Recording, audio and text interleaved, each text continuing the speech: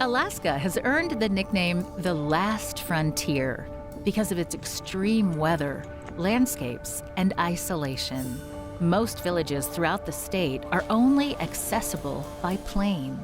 One such village is Bethel. Bethel is a hub that provides food and other resources to 55 smaller villages in the Yukon-Kuskokwim Delta. These villages are only accessible by car when the river freezes thick enough to create a network of ice highways. The only Seventh-day Adventist church in this huge area is located in Bethel. Despite the challenges of weather and transportation, church members find ways to impact their community. So homeless come here. Sometimes colloquially we're known around town as the homeless church. We have potlucks every single Sabbath. They don't have a place to sleep at night. And we are a warm place. We are a place where they can hear a message, and we are a place where they can get a warm meal at least once a week. Bethel Church has started a Pathfinder group for the youth, as well as Bible classes for adults. Philip and Darlene are a native Alaskan couple who visited the church after seeing a sign about the Bible classes. There was this sign that said Angel Seminar. I told myself, Angel Seminar, I'm going to go check that out. During that seminar, boy, did my heart melt when he told me, as soon as you repent, and when you say you're sorry, you're right there with him, right there with Jesus. And I was like, wow, that's really different.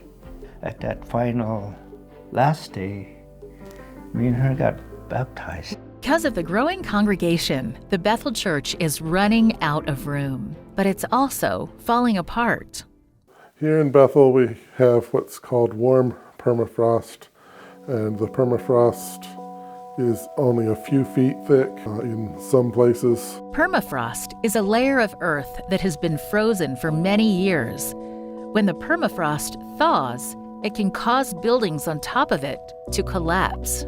The Bethel Church is in need of repairs because of the uneven ground below. We've done a few mission work out in some of the villages, but we can't do really what we necessarily want to do when our building's falling down.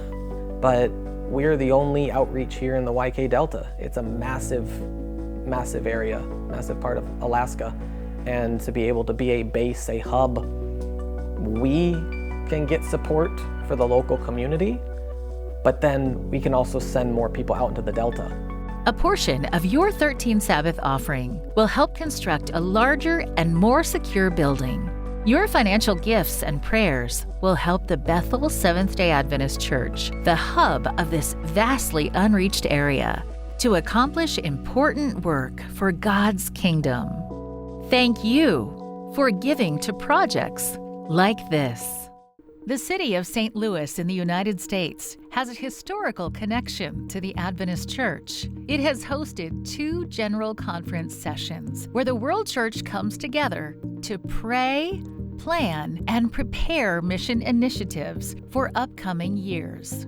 In 2025, the General Conference session will once again be held in St. Louis. Michael Corridon grew up in St. Louis and attended both of the GC sessions held in his home city. I can remember as a kid going to the General Conference session when it was here in St. Louis, because I grew up in St. Louis, and it made such a big impact to me at that time. It's a great opportunity for the Adventist name to become even more well-known within St. Louis.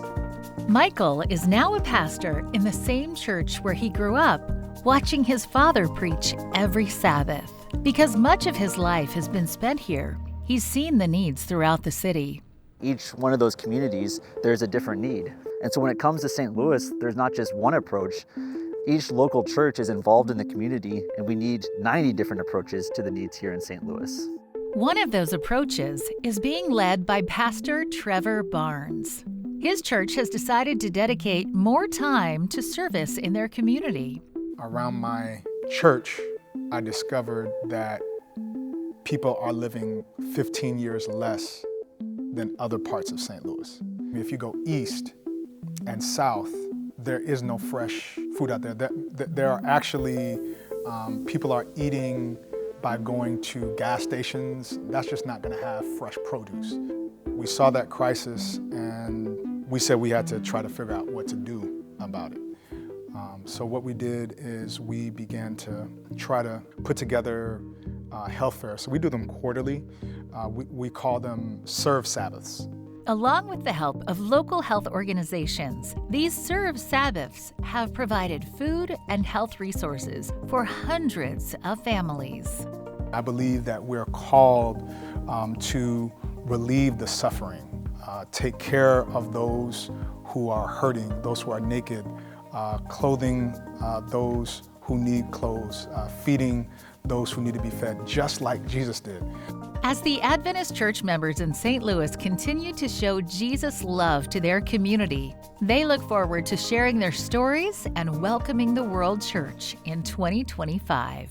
It's easy in the local context to kind of forget that you're part of something larger, that you get involved in the ministries of a local church and you kind of throw yourself into that. And it's almost like coming up for air to realize, wow, there's actually not only thousands, but millions of other people who believe similar things. And to see that all concentrated in one place, it means a lot. It solidifies your own faith. It solidifies the truth that God is at work in the world, not just in our lives, or not just my personal life, which then gives me encouragement to keep going. Please pray for the city of St. Louis as the 2025 General Conference session approaches. This quarter, your 13th Sabbath offering will help prepare local churches for outreach efforts before and after the GC session. Thank you for your support of mission.